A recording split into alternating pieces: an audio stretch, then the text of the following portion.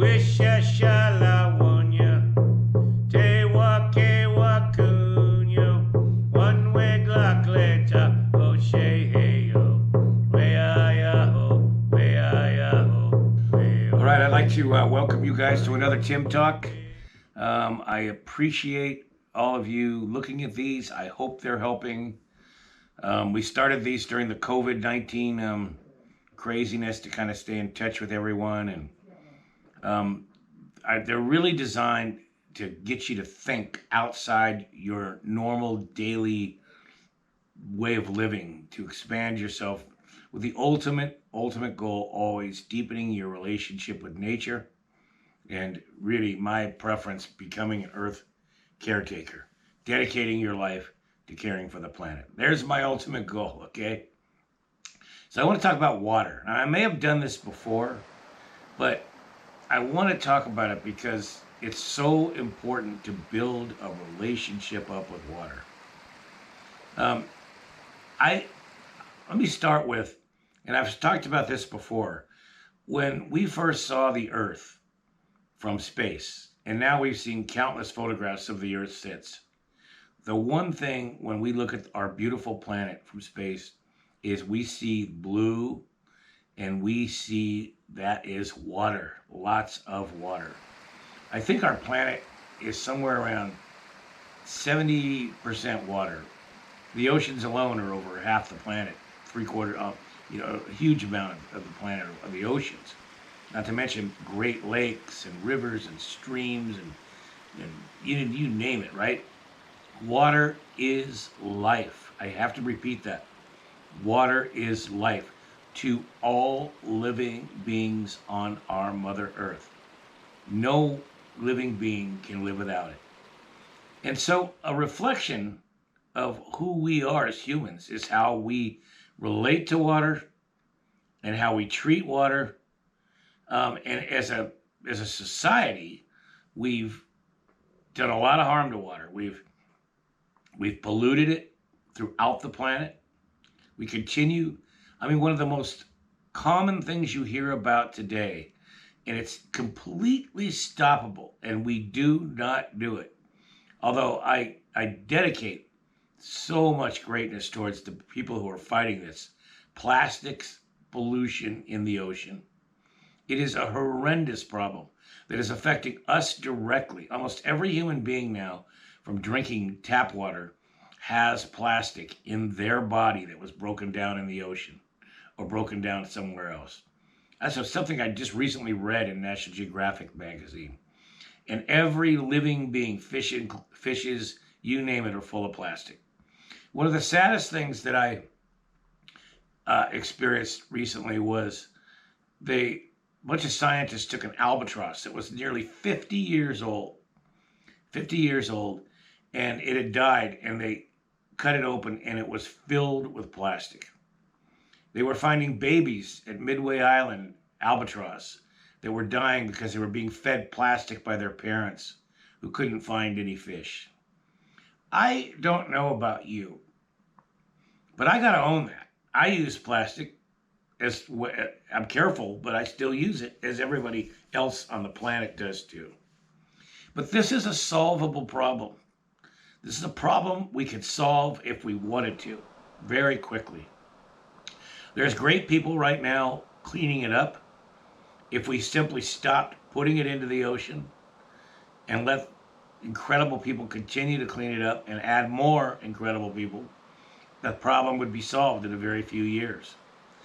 We could use other types of materials than plastic. We could recycle differently. If it wasn't based simply on economics, what's the cheapest way to do it to make the most money? If we could actually consider our Earth, we could handle it. But the reason I bring this up is this is an example of how we treat our planet and our water, the most sacred thing. Remember, we're at 90% water ourselves. We have to make our actions count for the overall good of all beings. That has to happen. And if it doesn't happen, then eventually it will come back to bite us, as it already is, in a huge way. Unnecessary for that to happen. So what will it take for us to get up off our butts and do something? Well, first we have to build a relationship with water. So I encourage you, I'm going to bring it back now to you and nature and water.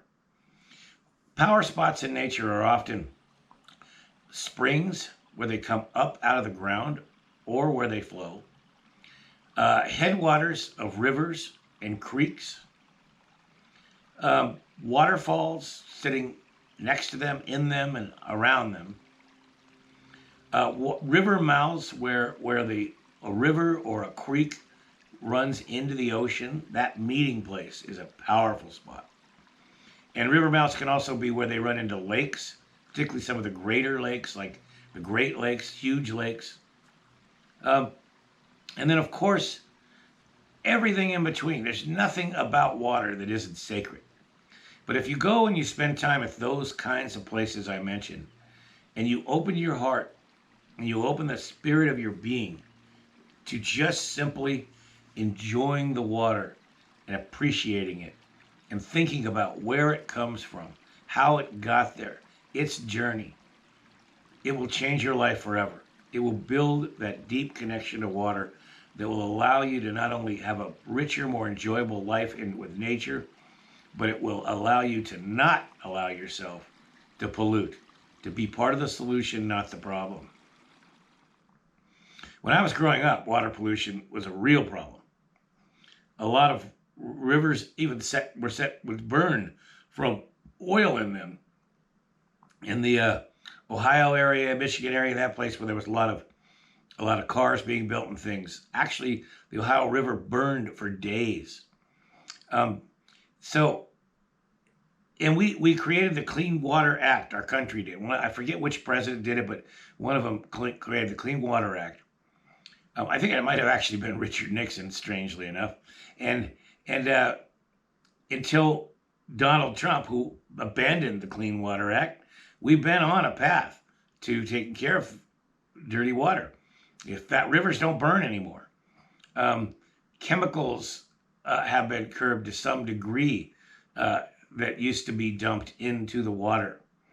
Although, again, I know I'm not trying to be political, but one of the first things Donald Trump did when he became president was sign an agreement with the head of Dow Chemical to bring back a deadly poison that kills humans and animals that gets into the water.